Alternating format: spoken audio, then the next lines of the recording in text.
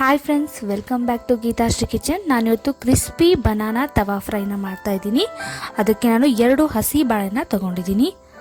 ಅದನ್ನು ಈ ಥರ 2 ಸೈಡ್ಗೆ ಕಟ್ ಮಾಡಿಕೊಂಡು ಅದರ ಸಿಪ್ಪೆನ ತೆಗಿತಾ ಇದ್ದೀನಿ. ಬಾಳೆಕಾಯಿನ ಚೆನ್ನಾಗಿ ಕ್ಲೀನಾಗಿ ತೊಳ್ಕೊಂಡು ಆಮೇಲೆ ಸಿಪ್ಪೆನ ತೆಗಿಬೇಕು. 2 ಬಾಳೆಕಾಯಿ ಸಿಪ್ಪೆನ ತೆಗೆದಿಟ್ಕೊಂಡು ಇದನ್ನು ಥಿನ್ನಾಗಿ ಸ್ಲೈಸ್ ರೀತಿ ಕಟ್ ಮಾಡ್ಕೋಬೇಕು.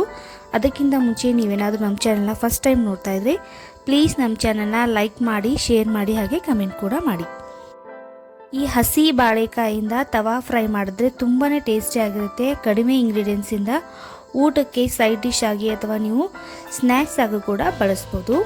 ಈ ರೀತಿ ನೋಡಿ ಸ್ಲೈಸ್ ಆಗಿ ಕಟ್ ಮಾಡ್ಕೋತಾ ಇದ್ದೀನಿ. ಇದು ತಿನ್ನಾಗಿ ಸ್ವಲ್ಪ ಮೇಲೆ ಸಿಪ್ಪೆನ ಬಿಟ್ಟರೆ ಕಟ್ ಆಗಲ್ಲ, ಬಾಳೆಕಾಯಿ ಚೆನ್ನಾಗಿ ಸ್ಲೈಸಸ್ ಬರುತ್ತೆ. ಈ ರೀತಿ ಎಲ್ಲ ಉದ್ದದ್ದಾಗಿ 2 ಬಾಳೆಕಾಯಿನ ಕಟ್ ಮಾಡ್ಕೊಂಡಿದ್ದೀನಿ.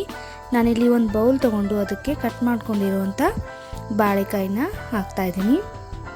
ಇದಕ್ಕೆ ನಾವು ಮಸಾಲೆಗಳನ್ನ ಸ್ವಲ್ಪ ಆ್ಯಡ್ ಮಾಡಬೇಕು.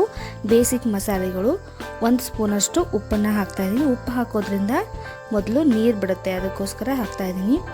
1 ಸ್ಪೂನಷ್ಟು ರೆಡ್ ಚಿಲ್ಲಿ ಪೌಡರು, ಒಂದು ಅರ್ಧ ಸ್ಪೂನಷ್ಟು ಟರ್ಮರಿಕ್ ಪೌಡರ್, ಹಾಗೆ ಧನಿಯಾ ಪೌಡರು, ಗರಂ ಮಸಾಲ ಒಂದು ಅರ್ಧ ಟೀ ಸ್ಪೂನಷ್ಟು ಹಾಕಿದ್ದೀನಿ ಟೇಸ್ಟಿಗೆ ಅಂತ. ನೀವು ಬೇಕಾದರೆ ಜಿಂಜರ್ ಗಾರ್ಲಿಕ್ ಪೇಸ್ಟ್ ಕೂಡ ಹಾಕೋಬೋದು, ನಾನಿಲ್ಲಿ ಸೇರಿಸಿಲ್ಲ. ಈ ಎಲ್ಲ ಮಸಾಲೆಗಳನ್ನು ಹಾಕಿ ಚೆನ್ನಾಗಿ ಇದನ್ನು ಮಿಕ್ಸ್ ಮಾಡ್ಕೊಳ್ಳಿ. ಎಲ್ಲ ಸ್ಲೈಸಸ್ಗೂ ತಾಗೋ ಹಾಗೆ ಚೆನ್ನಾಗಿ ಮಸಾಲೆಗಳನ್ನು ಮಿಕ್ಸ್ ಮಾಡ್ಕೋಬೇಕು. ಇದನ್ನು ನೀವು ಒಂದು 2 ರಿಂದ 5 ನಿಮಿಷದವರೆಗೂ ಮುಚ್ಚಿಟ್ರೆ ಉಪ್ಪು ಹಾಕಿರೋದ್ರಿಂದ ನೀರು ಬಿಡುತ್ತೆ, ಅದರಿಂದ ಚೆನ್ನಾಗಿ ಮಸಾಲೆ ಮಿಕ್ಸ್ ಆಗಿರುತ್ತೆ. ನೋಡಿ, ಇವಾಗ ಮಸಾಲೆ ಚೆನ್ನಾಗಿ ನೆಂದಿದೆ.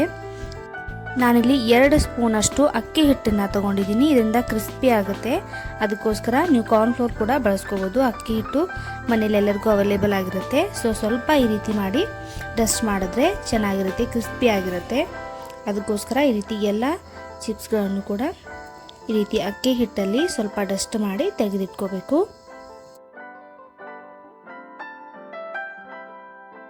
ಈ ರೀತಿ ಎಲ್ಲ ಸ್ಲೈಸಸ್ಗಳಿಗೂ ಅಕ್ಕಿ ಹಿಟ್ಟನ್ನು ಡಸ್ಟ್ ಮಾಡಿಕೊಂಡು ರೆಡಿ ಮಾಡಿಟ್ಕೊಳ್ಳಿ. ನಾನಿಲ್ಲಿ ಒಂದು ಪ್ಯಾನ್ಗೆ 2 ಟೇಬಲ್ ಸ್ಪೂನ್ ಆಗೋಷ್ಟು ಆಯಿಲ್ನ ತೊಗೊಂಡಿದ್ದೀನಿ. ಆಯಿಲ್ ಬಿಸಿ ಆದಮೇಲೆ ಇದಕ್ಕೆ ಒಂದೊಂದಾಗಿ ನಾವು ಹೆಚ್ಚಿಟ್ಕೊಂಡಿರೋಂಥ ಬಾಳೆಕಾಯಿ ಸ್ಲೈಸಸ್ಗಳನ್ನು ಹಾಕಿ ಉರಿನ ಲೋ ಟು ಮೀಡಿಯಮ್ ಫ್ಲೇಮಲ್ಲಿ ಇಟ್ಕೊಂಡು ಇದನ್ನು ಫ್ರೈ ಮಾಡ್ಕೋಬೇಕಾಗುತ್ತೆ. ಒಂದು ಪ್ಯಾನಲ್ಲಿ ಎಷ್ಟು ಬರುತ್ತೋ ಅಷ್ಟನ್ನು ಒಟ್ಟಿಗೆ ಹಾಕಿ ಚೆನ್ನಾಗಿ ಫ್ರೈ ಮಾಡ್ಕೋಬೇಕು. ಇದ್ರ ಮೇಲೆ ನಾನು ಸ್ವಲ್ಪ ಬ್ರಷ್ ಮಾಡ್ತಾ ಇದ್ದೀನಿ, ಆಯಿಲಿಂದ ಚೆನ್ನಾಗಿ ಬರುತ್ತೆ. ಹಾಗೆ ಇದು ಸಾಫ್ಟ್ ಆಗೋವರೆಗೂ ಇದನ್ನು ಬೇಯಿಸ್ಕೋಬೇಕು. ನೋಡಿ, ಇವಾಗ ನಾನು ಸ್ವಲ್ಪ ಮೇಲ್ಗಡೆ ಆಯಿಲ್ ಹಾಕ್ತಾ ಇದ್ದೀನಿ. ಈ ರೀತಿ ಆಯಿಲ್ ಹಾಕೊಂಡ್ರೆ ಮೇಲೂ ಕೂಡ ಚೆನ್ನಾಗಿ ಬೇಯುತ್ತೆ.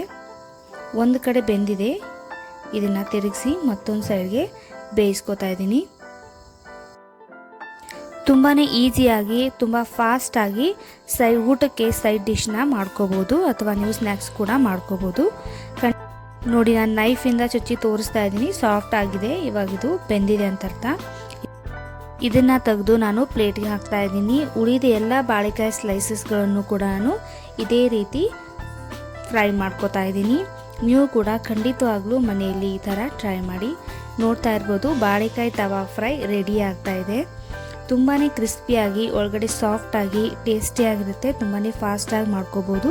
ಇದಕ್ಕೆ ನೀವು ಲೆಮನ್ ಜ್ಯೂಸನ್ನು ಕೂಡ ಹಾಕ್ಕೊಂಡು ಸರ್ವ್ ಮಾಡ್ಬೋದು. ಖಂಡಿತವಾಗ್ಲೂ ಟ್ರೈ ಮಾಡಿ. Thank you for the watching.